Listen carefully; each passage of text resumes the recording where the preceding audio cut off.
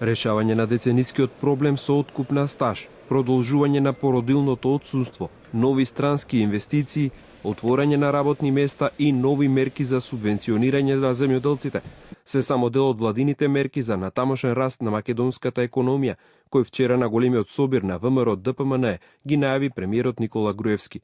Правото на откуп на стаж за работниците кои работеле во фирми кои се пропаднати поради стечај и кои фирми подолго време не работат и не постојат, е барање кое произлегло од самите граѓани, а за кое наскоро Груевски најави дека ќе биде преточено во законско решение. Право на откуп на стаж за работници кои работеле во фирми кои се пропаднати поради стечај или слични причини и кои подолго време не работат или и постојат.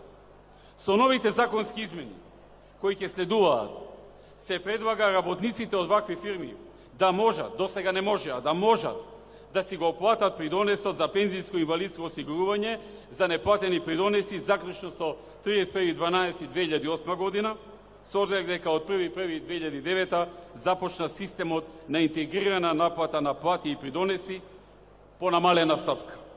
Таа можност им ја даваме сега со измените кои ги подготвуваме на сите оние кои што одејќи на терен ни говореа дека тоа е тоа што им е важно да си го средат животот, да си го комплетираат стажот и да дојдат до она што го заслужуваат. Владините политики се грижа за сите категории на граѓани, потенцираше Груевски, и постојано наоѓање на нови решенија за поквалитетен живот. Таква една мерка наскоро се најавува и за мајките со продолжување на 3 месеци дополнително на породилното отсуство.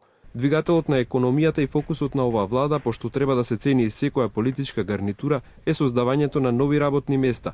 Во Прилеп веќе реалност е влезот на странскиот гигант Филип Морис во Прилепскиот тутунски комбинат, а наскоро од октомври Груевски го најави и влезот на Гентерм, кој со инвестиција од 20 милиони евра планира отворање на 2000 нови работни места. Наскоро од октомври на Прилеп ќе почне да му се случува американскиот гигант во автомобилската индустрија Гентерм, кој со инвестиција од 20 милиони евра планира 2000 нови работни места за прилепчани и за луѓето во оваа општина и околните општини.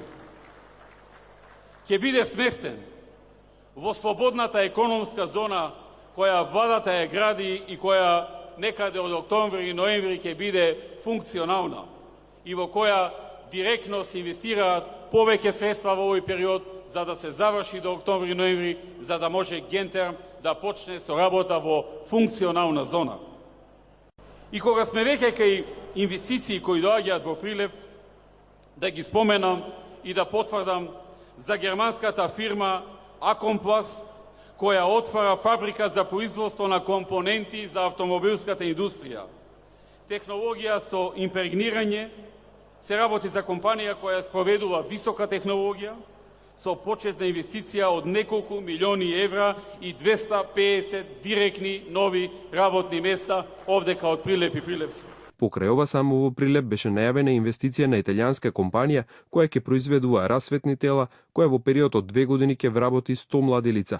Дополнително 2000 луѓе ќе се ангажираат и во инвестицијата на американската компанија за производство на етанол. Американската компанија за производство на етанол, која самата објави планови за влез во Прилеп, се уште макотрапно работи на подготовка на предусловите за да ја почне инвестицијата која ја најави за 2016 година, која што по реализацијата ќе ангажира околу 2000 луѓе. И мерките за земјоделците ќе се моделираат спрема барањата и потребите на агросекторот. Се предвидуваат 50% субвенции за набавка на расен добиток, вклучително и овци, што е едно од барањата на сточарите.